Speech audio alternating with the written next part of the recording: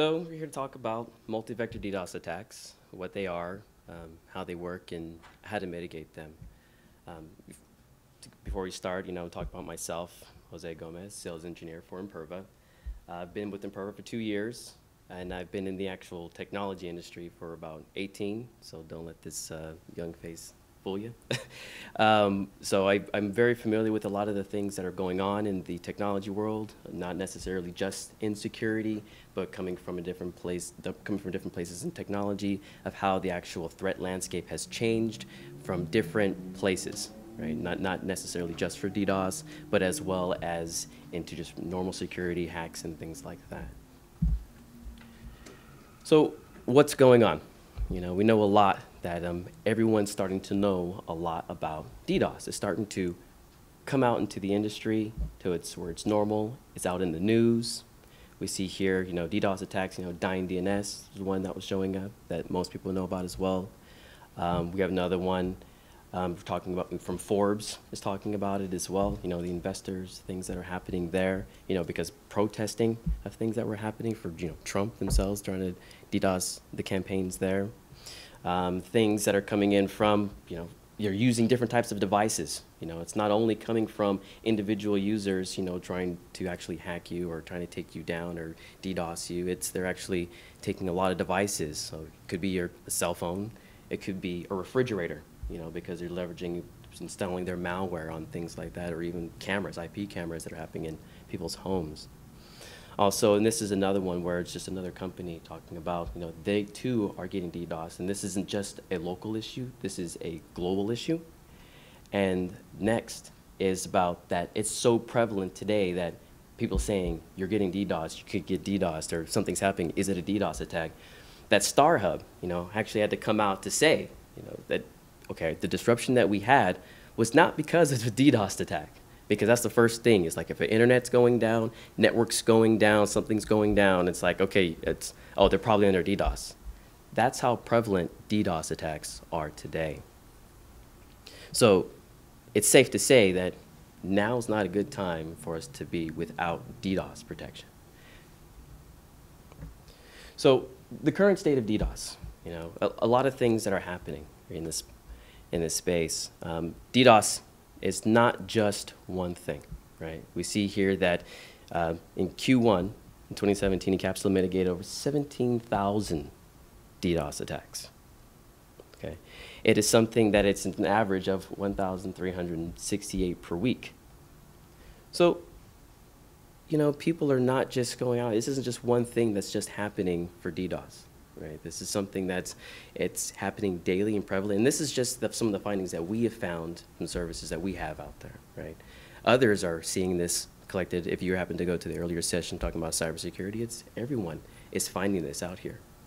So there's things about it, that's happening daily from a DDoS perspective. It could be either in packets per second, and as you can see here, million packets per second. We'll talk about what those are. And then the gigabits per second, so the hundreds of gigabits per second. It's coming from multiple vectors, meaning it could be coming from different ranges from, as I mentioned, DNS amplification, from TCP flooding. It can be coming from SYN attacks. It can be coming just from ping of death, things like that. So all these different vectors where they're trying to attack you from. It's not just one. So those are things that you can see here that you need to be aware of, that there's not just one way to skin a cat, if you will. And they're also doing it very quickly, right? So they're doing it to where it's just going to hit enough to where it looks like, oh, there's a high bandwidth attack. Is it enough attack? Is it? Let me see if my appliance is going to detect it. You know what? It doesn't look like it's an attack because they're going low and slow, or they're going quick pulses, just enough to just cause collateral damage. So what's going on here? The current state of this DDoS. So we see here that, the economics. And what I mean by that, the economics of it all is that it is so easy to go out and find a DDoS provider. You can go online right now, spend $5, and you can have somebody perform a DDoS attack for you. $5 for 5 minutes. Now, how easy is that for someone to do that? So you can see that not only are those available to you, there's easily downloaded tools for free that you can just go Google DDoS attack tools and be able to use those, install them on any client machine you want, and be a part of and perform a DDoS attack. So you can see that's something that makes it pretty easy for people to do. So yeah, let's go ahead and add more DDoS. Next thing is there's a difference in the state of it is now the attack duration is not equal to the actual impact duration, right?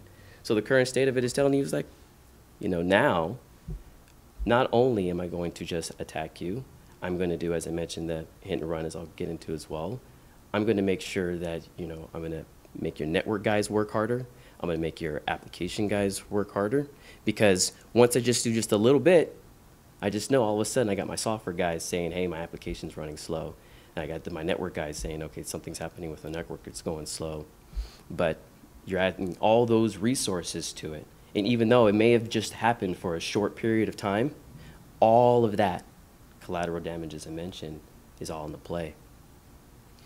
And as well as, again, the hit and run, which is we're seeing a whole lot of.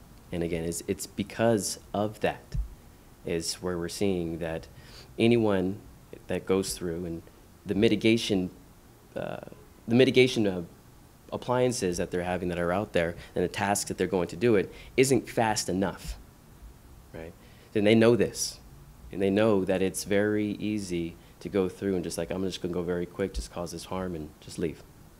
So because of this, we're seeing a lot more of these attacks, and because they're so easy to do, as I mentioned, the economics of it, it's very prevalent. And not only that, as we can see here, here's just some numbers that we put together to show you that in under 30 minutes, now from Q3, no, I have it right here, and Q4 and Q1, last year coming to this year, 90% of attacks are now under 30 minutes. So if whatever systems you're leveraging right now or not leveraging, you want to make sure that you have something in place, because you're not going to want to have to worry about these quick hit attacks, and stay protected and minimize that collateral damage. So the current state of DDoS is now about big attacks. So you may or may not be familiar with this one right here. This is the elite bot, again, which is to kind of take down with going in competition with Mirai, going in with taking down different networks. And these attacks are actually larger than they used to be. It used to be so much smaller, 50 gigs, 50 packets per second, 50 million packets per second. Nothing, just very minor. People's internet connections are actually going through and can actually handle these because they have large bandwidth. Well, as we can see here, there's one that happened with Krebs. People are maybe familiar with. They had one that's 650 gigabits per second. And then there's another one that came out afterwards, which is here, the Elite Botnet, which actually had, okay, I'm going to answer to that, get you a low and slow. I'm going to get you at 400 gigabits per second. But not only that, I'm going to get you at 150 million packets per second. So not only did they consume a lot of bandwidth, they actually required more processing, for the different types of devices that are out there to try to mitigate this task, to try to take the device that's processing it down.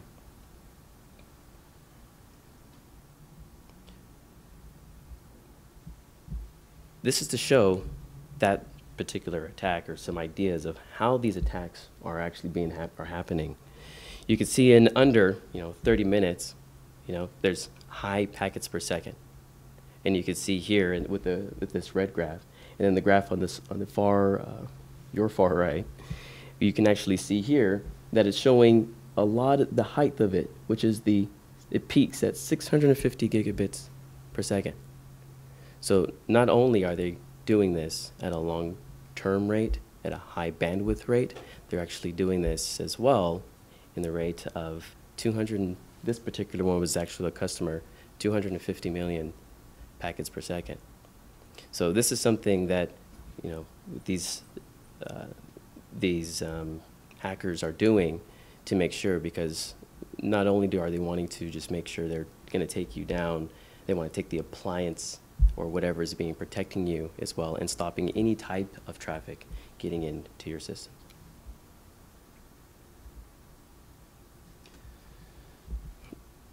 They are now starting to get very sneaky. So to go into that, they know that whatever your bandwidth size is, so your bandwidth, say it's 1 gig, say it's 100 gigs, say it's only 50 gigs. They just need to get 1% over that, and then you're automatically flooded, right? You're gonna lose your connectivity, you're gonna lose the connections going into your network, you're gonna lose all of that. So because of this, that's what they try to go use these tactics to try to see, what is the soft spot in the network? What are the different types of attack vectors that are there that I can kind of leverage, whether it's, okay, or do you allow DNS? All right, I'm gonna try to see if I could do DNS amplification. Do you allow, TCP? Oh yeah, I can, of course, most things do. Port 80, yes. Your application, so they'll try to get you there.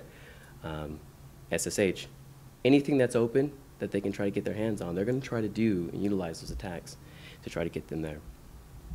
And so because of this, they have all these different ways, as you can see here, to try to get you on high peaks and figure out, okay, which one of these is going to be soft, which one of these is going to allow me to allow traffic to go through. Once I figure out that's the one I'm going to go to try to get you above the line that you need so you can actually not be attacked. And here you can see that your packet limits, if your gigabit limits are at, your bandwidth limits at 1 gig and your packet limits at 250 packets per second, yeah, you could see here even down at the bottom where it's showing you the packets per second exceeded, even though it didn't exceed the bandwidth. But because of that, your packets per second are still being processing. If your max is that, you are still DDoS. So the size of your bandwidth, you may say, like, yeah, I have a 100 gigabit line or have this OC48 connections going on. So the different types of connections, you're like, yeah, I can handle it. Well, exactly. I see you shaking your head, right? So you can see that that's going on. It's a lot of things are happening is because the devices themselves still have to process that. And somebody still has to push a button, to try to go ahead and try to mitigate these tasks if it's not something that's automated.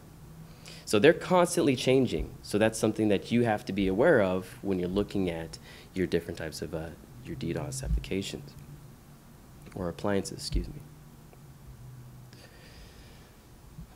So they're switching because they know that this is something that is prevalent. Like, okay, I know that I can just go ahead and get you at packets per second as opposed to trying to leverage a bunch of different other computers to manage the bandwidth.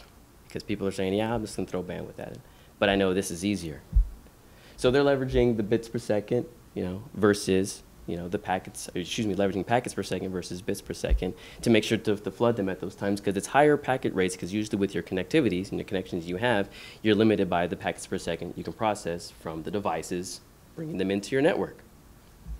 So I like to liken, I heard this analogy and I'm going to reuse it, is, packets per second versus, bits per second is like your airport. Your airport itself, going through airport security.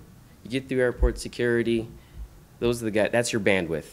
That's what you have. You can know that's the flood of line that you're going to go through, but then you have your packets per second is the rate that each person, security agent, is able to process every individual going into, going through security. On a light day, people walking in through there, your packets, the people going through there, you have bytes, your bits per second coming in would be like, it's a group of people coming in, that, okay, I am going to be searching for people who are tall with glasses on. Okay, great, I'm gonna search for people who are tall with glasses on. Those may be easier to see that's coming through there. All right, I want to process people who are tall with glasses on, but maybe of a certain nationality.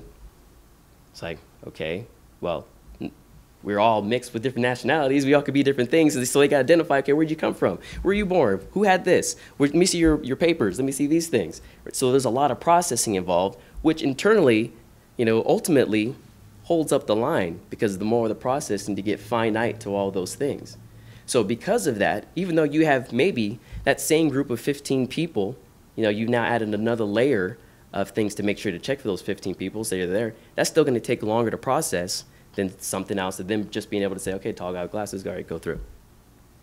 So that's the difference between the bits per second and the packets per second, right? So that's why, this is so much of a bigger thing that they're actually going to and moving towards to make sure they can take you down.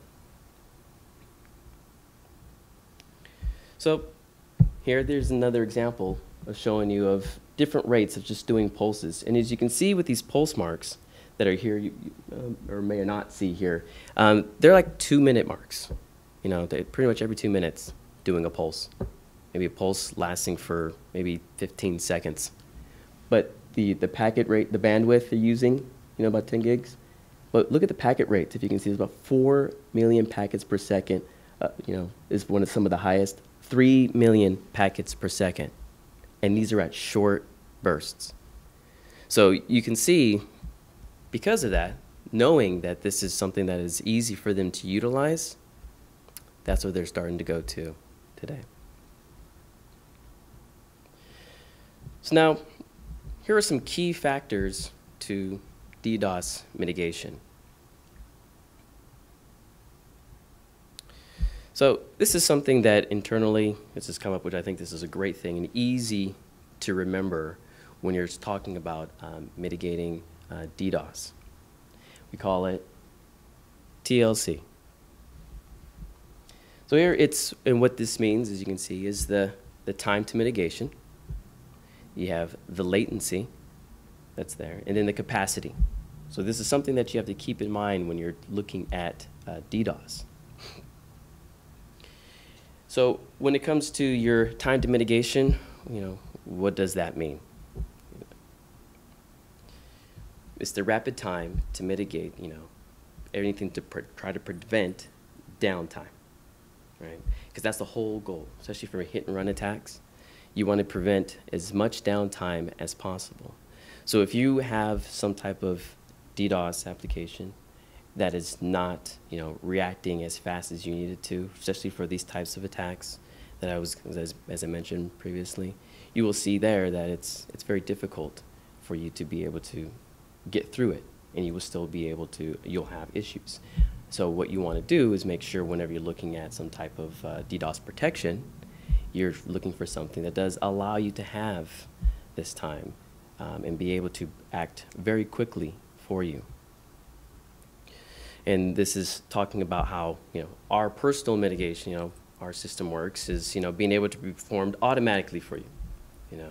You want to be able to have something that's not just a person that's going to push a button or appliance that's there and that's waiting for somebody to monitor, because that too takes a long period of time, because by the time they look at it, that's going to be the time it's going to take for them.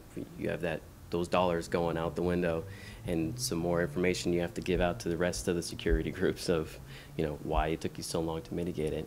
This is something that we have become very good at, and to be able to mitigate these attacks and become the fastest in the industry to do so. The other is you want to minimize the latency, right?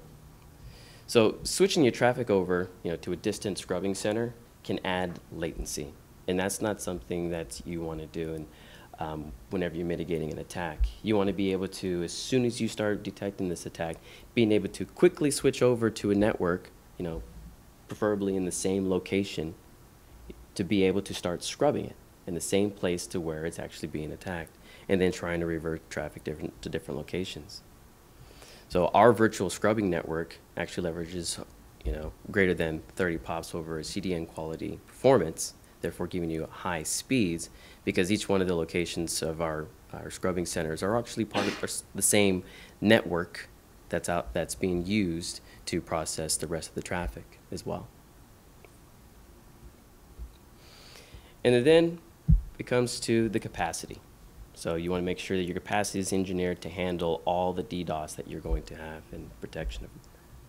So, a lot of people, like I said, are putting a lot of money into fiber. A lot of people are doing things like that to try to make sure it's okay.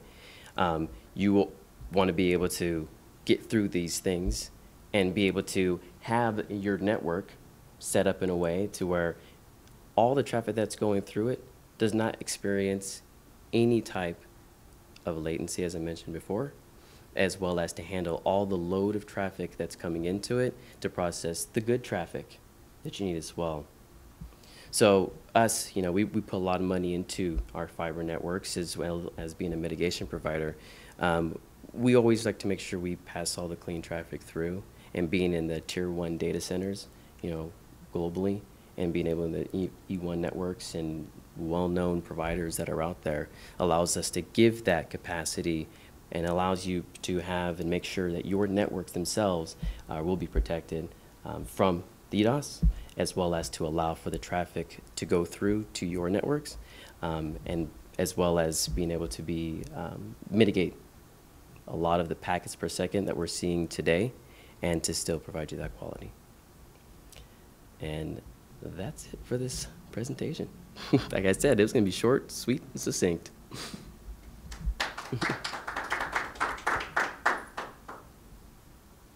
You guys have any questions? Go for it. Your tool must be learning the new about the new DDoS type of things, right? Because if it's there's new stuff coming up all the time. Correct. So it must be having a self-learning feature. Yes, it's not. Excuse me. Oh, so she had the question regarding, she wanted to see about if it had a self-learning feature, the DDoS tool that we're talking about. The DDoS tool itself it's a cloud-based solution. So not necessarily a self-learning, but more of a way that we have a team that's out there that goes through and monitors and looking what's going on into the industry. They're in touch with it. And so because of that, yeah, we have all of the numbers and logs and things that are happening to make sure that we can provide the adjustments necessary and make those adjustments into the actual cloud software. And because of the actual CDN capability of the way it actually works, is any type of changes or rules that we get pushed out to it, they're actually done in seconds. So they can actually get pushed out there and make sure that they are updated. So if there is something that comes out, we can actually make sure everything is protected. Any other questions? Imperva is a software as a service sort of gateway. We do provide. Yes, it does. The question was wondering about Imperva and if it's a software as a service. It actually does both. I mean, we do have an on-prem device, which is for our web application firewall, as well as our database product as well. But the one in talking about today for DDoS, we're talking about our cloud solution, which is our encapsula service, which does provide that assistance for that. And yes, it is. It operates as a proxy, CDN, to just point directly to us. We'll filter the traffic and send it back to your endpoint. And it's very easy to use. I know I'm going to a little bit of the sales side of it. It's very easy to use in the sense that it really is just a CNAME change or DNS change, record change to point your endpoints to us, and we forward it directly back to you. Simple as that. All right. And if you have any questions or want more in-depth information, I'll be at the booth. I'll be heading that right after this. I know there's a little bit of time before the 4 o'clock session gets in. So, yeah, please feel free to stop by. It's table number 14, right around the corner.